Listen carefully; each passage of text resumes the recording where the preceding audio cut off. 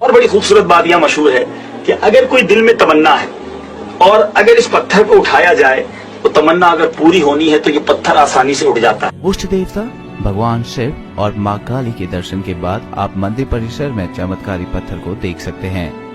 मान्यता है कि इस पत्थर को उठाने वाले की मनोकामना पूरी होती है। तो मुझे बता रहे थे इस्लामी भाई कि 10-12 साल का बच्चा अपने वालिद साहब के साथ यहाँ आया, बच्चे से ये पत्थर आसानी से उठ गया, वालिद साहब ना उठा सके। कहा जाता है इस पत्थर को वही उठा पाते हैं जिनका दिल साफ होता है और भगवान शिव में श्रद्धा रखते हैं। कई बार इस पत्थर को बड़े से बड़ा पहलवान भी नहीं उठा पाता।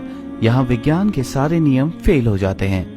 ये अजीबोगरीब जरूर लग रहा होगा आपको, लेकिन ये जिंदा हकीकत है और हम यहाँ मौजूद हैं। अब आइए कुछ नियतों के साथ मैं भी उठाने की कोशिश करता हूँ और देखते हैं ये पत्थर उठता है कि नहीं। अगर ये उठ तो गया, लेकिन जो मुश्किल से उठता है तो वो ख्वाहिश या वो तमन्ना भी थोड़ी मुश्किल से पूरी होती है।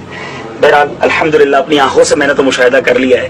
पीछे भीम पत्थर है, तो कहा जाता है जिसका मन साफ होता है वो कर लेता है। और फिर सैयदना उमर ने ऐसा फतवा दिया है कि सारे सारे तुहाडे झूठे अकीदे ठप के रख छड़े ने। बुखारी और मुस्लिम दोनों में हदीस है, हजर अस्वद के पास सैयदना उमर आए रज़ियल्लाहु ताला अन्हु अलैहि सलाम और कहा हजर अस्वद तू तो एक पत्थर ही है, ना किसी को नफा दे सकता ना नुकसान दे सकता है। मैं सिर्फ इसलिए चूम रहा हूं कि मैंने नबी अलैहि सलाम को चूमते हुए देखा है।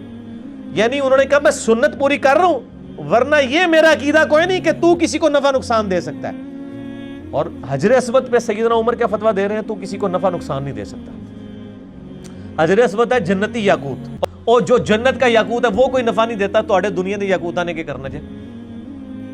अल्लाह से डरना चाहिए।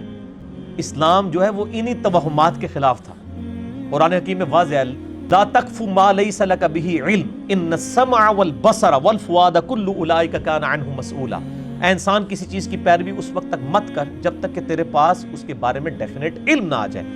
बेशक आंख, कान और अक्ल, दिल या दिमाग दोनों चीजें हो सकती हैं, इसके बारे में तुमसे पूछा जाएगा कि इन चीजों को इस्तेमाल करके तुमने हक बात क्यों नहीं हासिल की।